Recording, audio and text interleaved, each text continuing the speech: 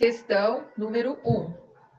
Observe a reta numérica abaixo. O número 0,35 está representado pelo ponto.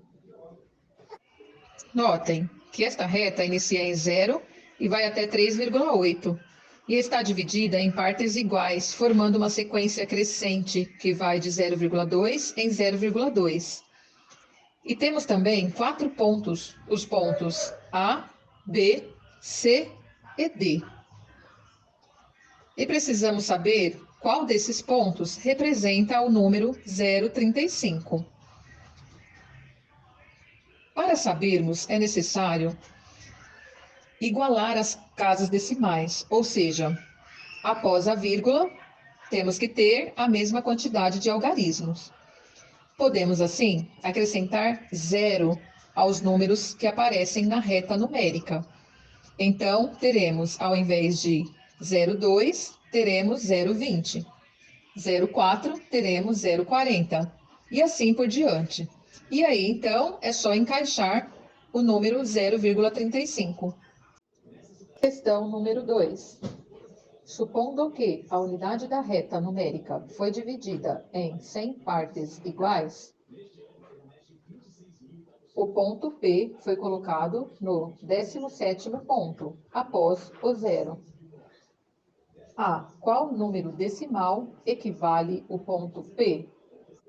Nesta questão, é necessário pensarmos que vamos dividir uma unidade de chocolate, por exemplo, em 100 pedacinhos. Logo, cada pedacinho é menor do que 1, o que já nos faria eliminar as alternativas A e também B, que obviamente são números maiores do que 1.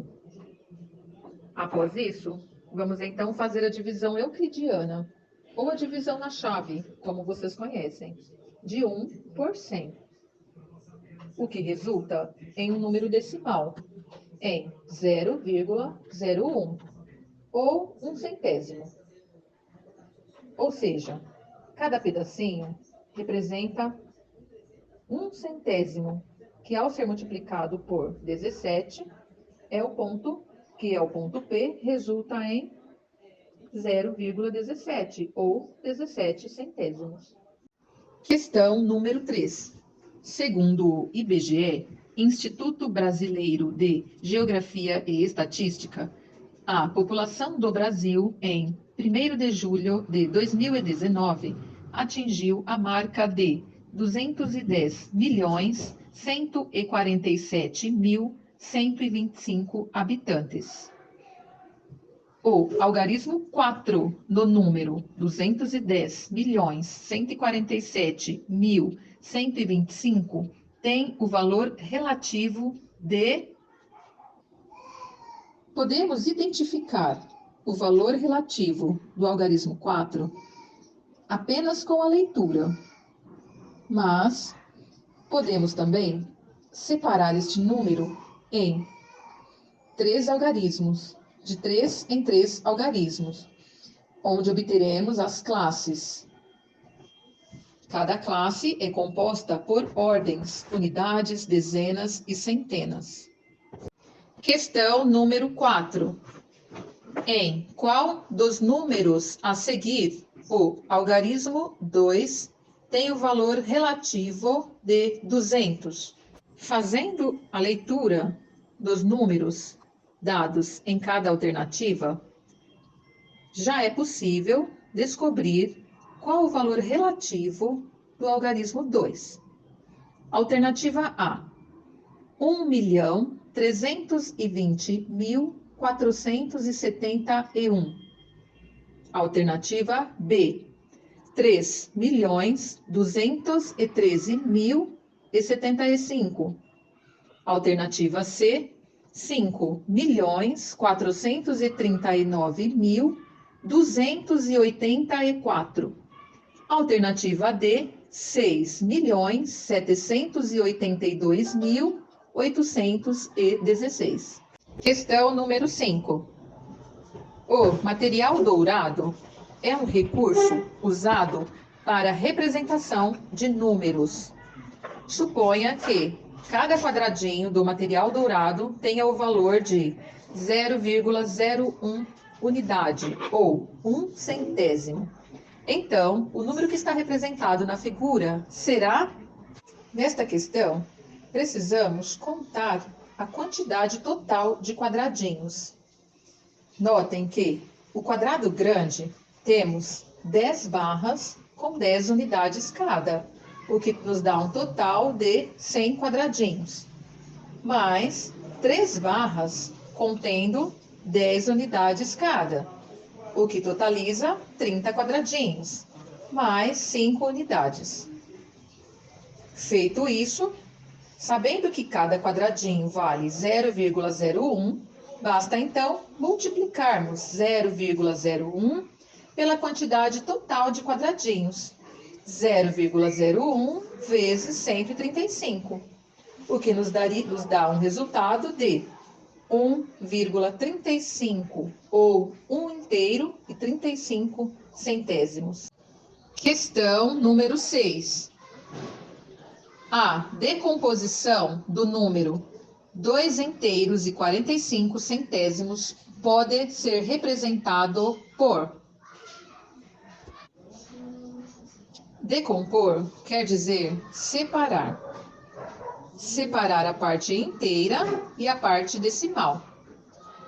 Neste exercício, eu sugiro fazermos a soma dos valores dados em cada uma das alternativas. Lembrando de respeitar o critério de deixar sempre vírgula embaixo de vírgula. Questão número 7. Pedro e Ana estavam, cada um, digitando o seu trabalho de história. Ana finalizou o trabalho com 3.532 caracteres e Pedro com 2.941. Quantos caracteres Ana digitou a mais do que Pedro? Esta questão trata-se de encontrarmos a diferença entre os números dados. E quando falamos em diferença na matemática, estamos nos referindo ao resultado de uma subtração. Portanto, basta fazermos a subtração do número maior pelo número menor. Questão número 8. Uma empresa telefônica registrou em uma determinada região 26.504 ligações com telefone fixo no mês de março. No mês de abril, esse número caiu para 24.337. Dos meses de março e abril, aquele que teve o maior número de ligação teve quantas ligações a mais? Esta questão trata-se de encontrar a diferença entre os números dados. E diferença é o resultado de uma subtração, a conta de menos. Então, fazemos o número maior menos o número menor. Questão número 9. João tem um terreno com 322 metros de comprimento. Ele deseja plantar árvores nesse terreno, de modo que elas fiquem todas alinhadas e separadas com distância iguais. Entre as sugestões abaixo, qual delas ele poderá utilizar de modo que a medida dessas distâncias seja um número inteiro? A sugestão aqui é utilizar os valores dados em cada uma das alternativas para ser o divisor de 322. Ou seja, vamos fazer 4 divisões. 322, que é a medida do terreno, dividido por 4. 322 dividido por 5. 322 dividido por 6 e 322 dividido por 7. Aquela que tiver como quociente ou resultado um número inteiro, esse será o valor da alternativa correta. Questão número 10. Sobre o número 2, podemos afirmar que: alternativa A, o número 2 não é múltiplo de si mesmo.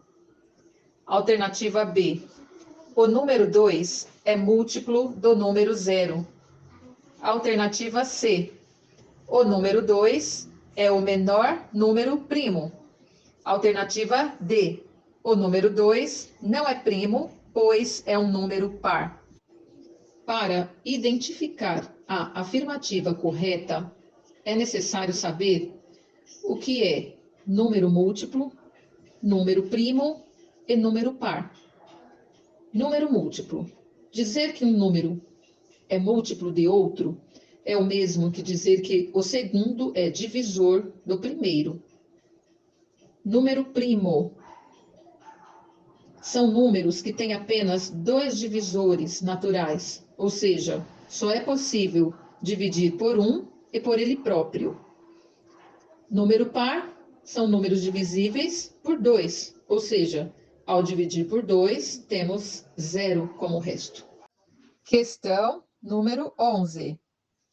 Para embalar um de seus produtos, uma indústria utiliza uma caixa de acrílico onde é possível ajustar 6 produtos no comprimento da caixa, 5 na largura e 2 na altura, conforme se vê na figura.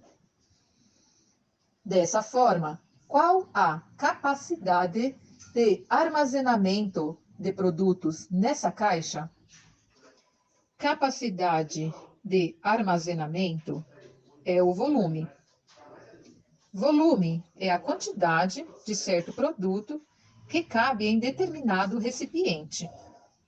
O volume é calculado em 3 dimensões, ou seja, multiplicando sempre os valores do comprimento pelo valor da largura pelo valor da altura.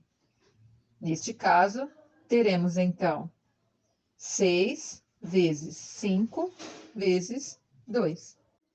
Questão número 12.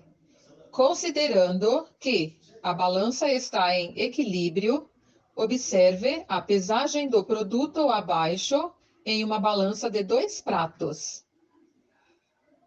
Nesta balança, é possível avaliar que o produto pesa. Para deixar a balança equilibrada, é necessário que cada prato da balança tenha a mesma quantidade de peso. kg significa quilograma. 1 quilograma é igual a 1000 gramas. Cada pezinho de 1 kg representa 1000 gramas cada, totalizando 2000 gramas, mais 500 gramas, o que equivale a 2500 gramas. Questão número 13. Carla quer repartir 5,4 kg de balas em embalagens de 600 gramas. Quantas embalagens ela poderá formar? Nesta questão, é preciso deixar as quantidades dadas para a mesma unidade de medida. Sugiro transformar 5,4 kg em gramas. Cada kg representa 1000 gramas. Para transformar, fazemos a multiplicação. 5,4 vezes 1000, obtendo 5.400 gramas. Aí, então, é só dividir esse valor por 600. O resultado desta divisão é a quantidade de embalagens que poderá ser formada. Questão número 14. A representação decimal correspondente à parte achurada na figura equivale a Antes de encontrar o decimal, vamos primeiro encontrar a fração, que pode ser representada por dois números separados por uma barra. O número de baixo representa o total de partes em que o todo foi dividido, chamado denominador. O número de cima, as partes consideradas ou achuradas, chamado numerador. Ou seja, na figura temos a fração 3/10, o que significa que para achar o decimal, dividimos 3 por 10 e chegaremos então à alternativa correta. Questão número 15. A fração 17 décimos equivale a... Dada uma fração, para encontrar o decimal correspondente, basta dividir o numerador pelo denominador, ou seja, 17 dividido por 10. O resultado é o valor do decimal correspondente. Questão número 16. José tinha em sua carteira R$ 80. Após comprar alguns materiais escolares, notou que ainda tinha 25% do valor que tinha em sua carteira. Quanto ele ainda possui? 100% representa tudo, ou seja, R$ 80. Para obtermos 25%, basta pegarmos o todo e dividir por 4.